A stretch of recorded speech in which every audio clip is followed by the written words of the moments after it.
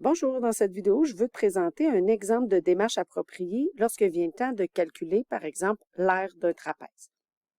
Je te demande toujours de mettre un titre. Le titre, je veux que tu nommes ce que tu cherches clairement.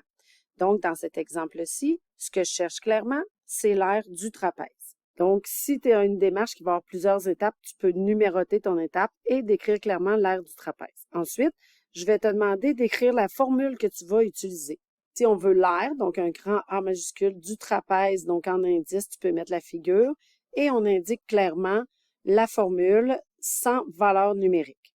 Ensuite, je te demande de remplacer par les valeurs que tu connais dans la situation. À cette étape-là, tu fais simplement remplacer. Donc, la grande base ici était de 18 cm, la petite base 10 cm et la hauteur 8 cm.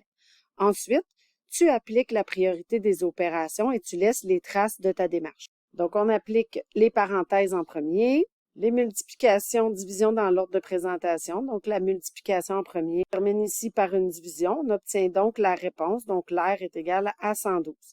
On prend toujours le temps d'aller écrire clairement notre réponse. Et à la fin, on a écrit l'aire du trapèze est de 112 et on n'oublie jamais d'indiquer l'unité de mesure. Ici, on est en centimètres puisqu'on parle d'aire. On est dans des unités carrées.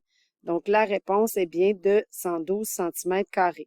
Donc, un titre clair, la formule complète, le remplacement. On laisse les traces de chaque étape de ton calcul selon le PEMDAS. On répond à la question, on n'oublie pas de mettre ton unité d'aire. Voici les traces d'une démarche appropriée.